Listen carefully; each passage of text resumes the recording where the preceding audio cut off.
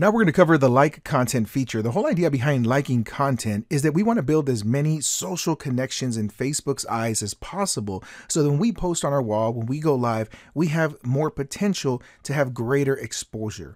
So I'm going to click this like content button to launch the tool.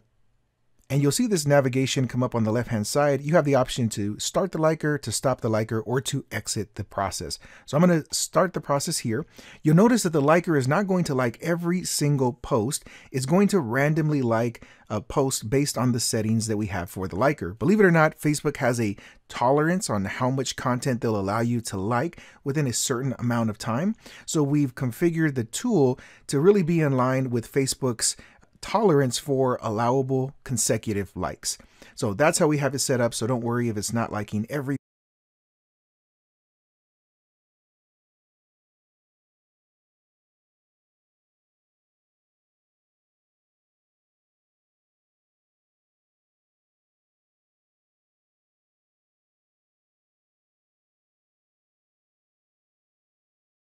In this video, we're going to cover how to use the automated messages feature. So to launch the audience toolkit, we're simply going to click on the Chrome extension icon here.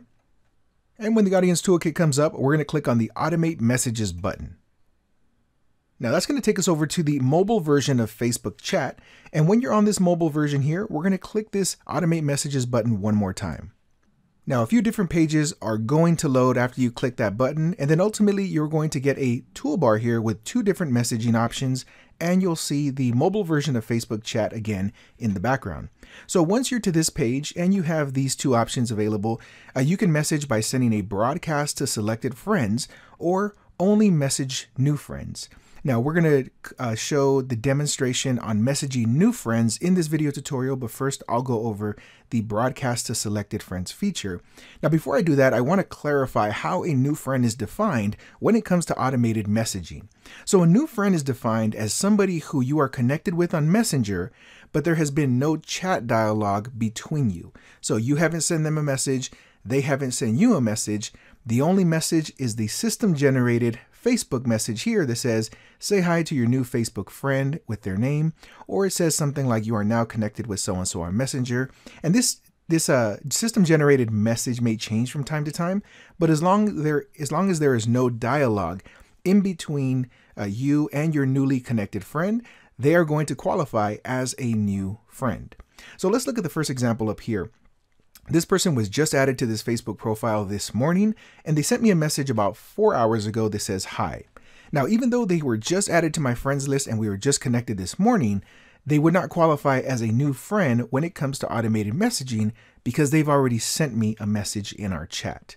Now, the second person here just has this system generated message, so they would qualify as a new friend when it comes to automated messaging. So I hope that makes sense, but it's important to understand how a new friend is defined. Now, when we click on broadcast to selected friends, you're going to see a bunch of different options here. Now, it's important to note too that when we're sending automated messages, group chats are excluded automatically from the messaging. So you can't automate a message to group chats. If there's more than one person in a chat, it's just going to skip that chat when it comes to sending the messages. So the first thing you need to do is you need to select how many messages you want to send. So message up to, and here you enter in the number of messages you want to attempt to send. Now currently the limit is 100 messages per session. You can run multiple sessions, but we generally don't recommend running multiple sessions per day because the 100 limit in our testing is kind of where we have found the tolerance to be for most accounts. Now every account is different, so the tolerance for every account is going to vary significantly, but in all the accounts we've tested, 100 is pretty close to the limit for most accounts when it comes to automated messaging. So that's why we have the limit of 100 here. And that may change based on further testing and, when we find out what Facebook tolerance is and how Facebook is changing their tolerance for automated messages. So choose how many messages you want to attempt to send, and then you have to choose before or after a certain timestamp. Now this is before or after you have been connected or have had a recent chat with a person. So for example, if I select send 10 messages after, and I choose yesterday, and let's just say I do 11:59 p.m. So this is going to message up to 10 people who I have had conversations with or I have been connected with on Messenger after yesterday at 11:59 p.m., which is essentially all day today. They would qualify to receive these messages. So if I wanted to send a message to anyone who I've talked to today, this is the setting that I would use. Now, if I don't want to message anyone who I've talked to so far today, then I would do send 10 messages to anyone I have connected with or had conversations with before this timestamp. So anyone who I've talked to today would not qualify based on these settings. This would only look for people who I have had conversations with or been connected with before yesterday at 11:59 p.m. So that's how we draw a line in the sand as to who we want to message based on a timestamp. So I hope that makes sense. Two quick important notes. If you look over here on the right-hand side, you'll see a timestamp of, like, this message was sent to me 4 hours ago. I was connected with this person 4 hours ago. Here's 5 hours, here's 5 hours. Now, this is not always 100% accurate. It's close and it's a guideline, but those time frames are rounded, so you really can't get down to the specific minute. So we generally will recommend using a day as a cutoff period. Now, alternatively, as another note, if you want to send a message to somebody now and just note the time and come back 4 hours later, then you can message 10 more people and you can choose before the specific time you sent that last message. And that will ensure that you don't message the same people that you've already messaged. So I hope that makes sense here. Let's move on to the next setting here, which is the ignore list. And this is where you can choose who you want to skip. So if I wanted to send messages to these people here, and the broadcaster is going to send messages based on your settings. It doesn't matter whether they're new friends or whether they're existing friends with the chat history, it's going to message anyone who qualifies in these settings. But let's say I didn't want to send a message to this person here, right? Or let's say Cooper. I didn't want to send a message to Cooper. Then what I would do is I would choose a time frame that maybe Cooper qualifies. So I'll do after yesterday at midnight, because we're just connected today, so he would qualify for that. But if for any reason I didn't want to message him, or I'm sending a message that maybe he's already received in the past, I would just put his name right here, Cooper. And if you want to add multiple people, then you can put a comma, and I can add Michael, I can add James, I can add Sue. You can add as many names as you want here, all comma separated. And what the software is going to do is anytime it looks into a specific chat and it gets ready to send a message, it's going to do a name check. And if this name matches the name of the person who is on the chat, it's going to skip them. So in this case, it would skip everyone named Cooper, Michael, James, and Sue. Now, let's say I had multiple people named Michael or multiple people named Cooper on my chat. This is going to ignore every Cooper that there is. So if I wanted to just say ignore Cooper Smith, then I would put Cooper Smith and a comma. So now it's going to look for the first and the last name. So it's going to look for an exact match. Whatever you enter in here, it's going to check the name. And if that matches, then it's going to ignore that person and not send a message. So in this case, everyone else named Cooper would receive a message, but Cooper Smith would be the only one who would be skipped. And it works the same for last names. So if you want, you can go ahead and just put Smith. And now anyone who has the last name Smith would be skipped when we send our messages. So that's how the ignore list works here. And the next thing we have to do is add messages. So you can add multiple messages by clicking this plus button here. You can remove messages by clicking the minus sign. And we highly recommend adding multiple messages because when it comes to messaging, we don't want to run the risk of Facebook thinking that we are spamming and sending the same exact message over and over and over again, which is commonly associated with spam. So let me type in a few messages here and then I'll show you exactly how this works.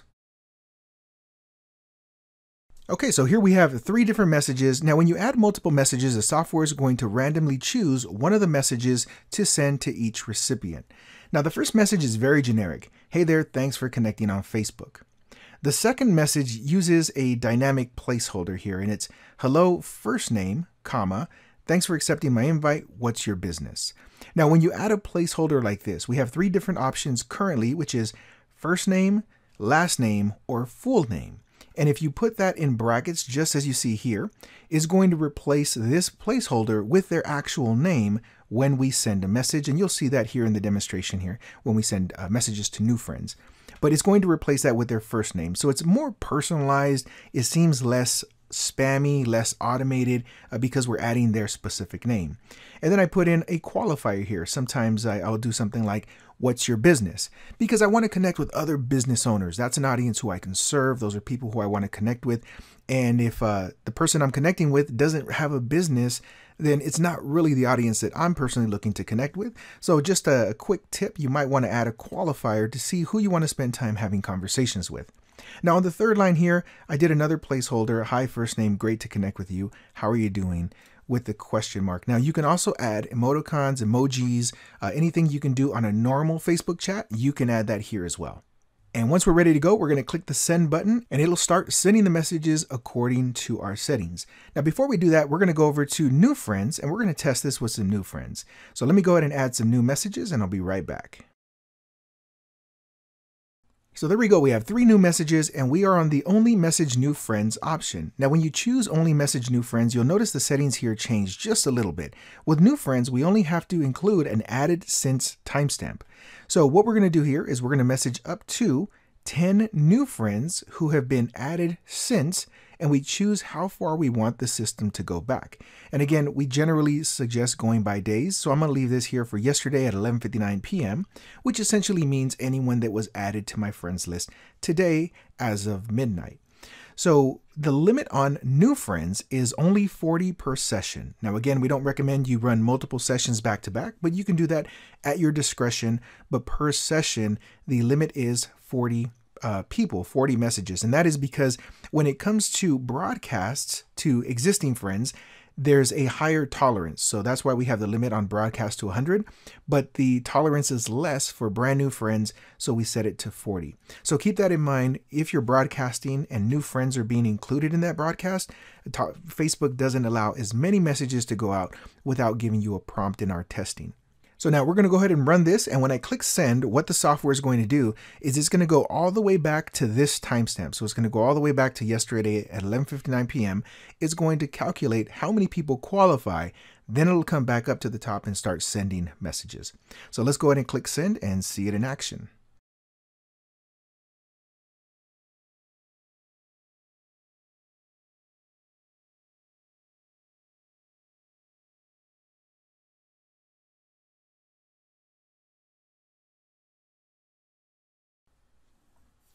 Now you'll notice that when it sends messages, it's going to go into the chat and flick back and forth from the chat screen to the overview screen where you see all your friends with chats. We're going to go ahead and stop it right here.